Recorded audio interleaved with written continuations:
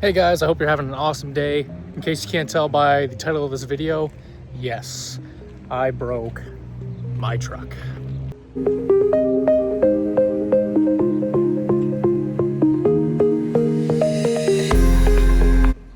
But I've got my coffee, so it's not all bad.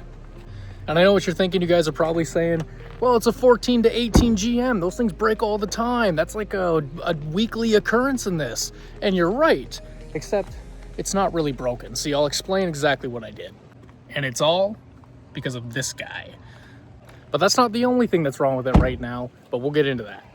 So anyways, back in 2023, I had just owned the truck for about a year. I bought it the summer before in 2022. Well, the summer after in 2023, the transmission started slipping really bad. So what I ended up doing was I took it to a shop. Shout out Balvo Transmission. Those guys are great. Have any issues and you're in the area, take them to those guys. They'll get you set up really good. But basically what happened was I was driving it on a Saturday in 2023 and I go to do a pull. Next thing I know, the RPMs jump and I'm not going really anywhere. The truck could still drive, but it was very shuddery, very much like it was slipping. So I said, screw it, I'll take it in. It'll probably need a rebuild. I doubt a fluid change is gonna do anything. There is no Lucas oil fix for this, and that's exactly what I did. So 2 weeks later and 8,500 Canadian dollars, I got my truck back.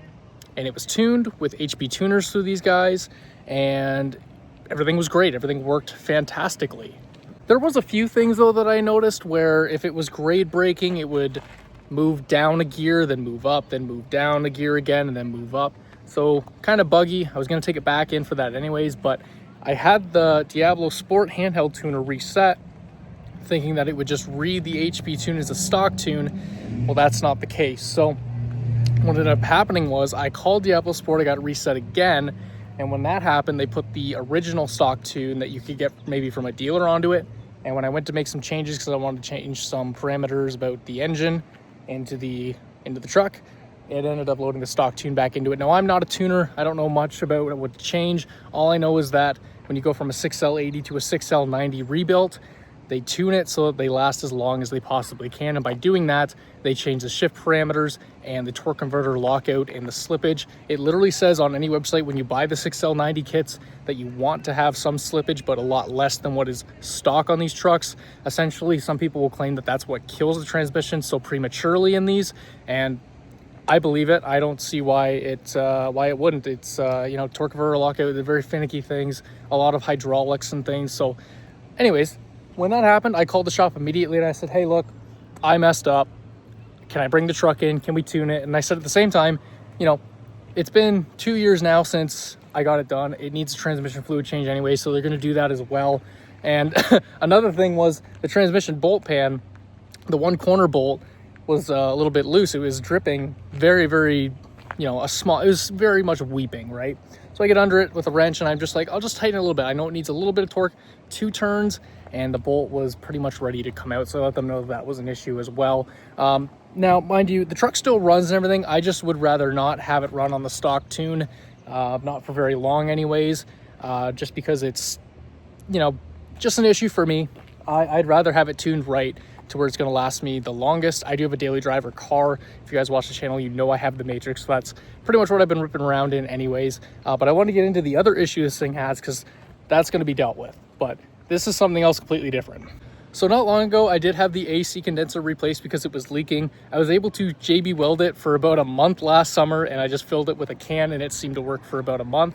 Then it started to leak pretty bad again, so I decided, hey, why don't I just go get this replaced by a professional shop? I could have rented the tools, do it all myself, but I wasn't that inclined to do it, especially with the aftermarket cooler in the front. Plus the rad needed to be replaced anyways because that was leaking after I replaced the thermostat in the wintertime for whatever reason. It's certain rads you buy for these trucks are just not going to last long. It's really stupid and unfortunate, but sometimes they come with a warranty, and well, mine did, but it was too late.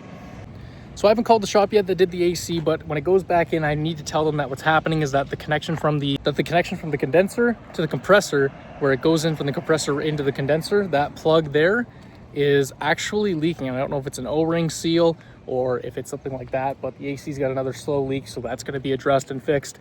So kind of clickbaited a little bit. The truck's not broken. It still runs. It still drives. It just needs to, be retuned and touched up, and then we'll be ready to rock and roll. So, and I'm not gonna lie, I have been thinking about selling it. I mean, yeah, I do operate most of my car detailing business out of it. I usually keep all of my equipment in there, but I've got a spot at my parents' house where I can operate out of, and my matrix can be pretty easily converted to carry all that stuff. I'd have to take probably the subwoofers out, but we'd be good to go. And honestly, I've been looking at sports cars. I've been looking at a few older Mustangs, a couple S550s. I was just inquiring about a V6 Camaro, the 5th gen.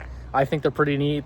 They kind of remind me of that VQ engine sound, the Nissan sound, just the way they rev high like that. I don't know. I think they're pretty neat. I'm just kind of shopping around anyways, and then really thinking about, you know, if this goes anywhere, and if I have enough income and I can do some modding, and I can take you guys along with me, be a bit more of a budget-friendly YouTuber, I guess, as opposed to these guys that are buying $50,000, $60,000 cars and then putting another $5,000, $10,000 you know, dollars of mods into it and making it insane and doing it for just one video. But yeah.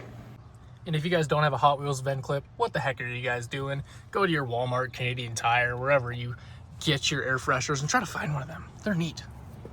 I should say too, I don't know if it's a tuner issue, but after I tuned it and then I went and started it the following day, I did get this weird electrical glitch, and I can't get it to replicate. But basically I started the truck and it said service brake assist, and I just basically drove it around the lot here. I was parked up there and I literally just moved around and did a circle, and the brakes felt very spongy. There was no hydraulic assist from it, so I thought that's weird. So I just shut the truck off, and I've started it a couple of times on the same day after, and things like that, and it just hasn't happened again. So I don't know if that's a tuning issue.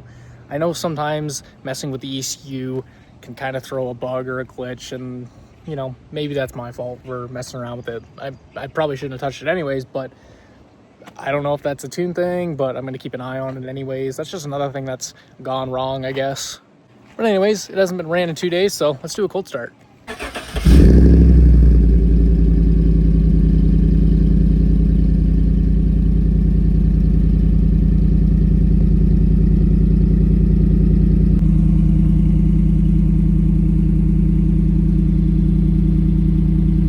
Yeah, still no electric issues this time, so it's probably just a bug.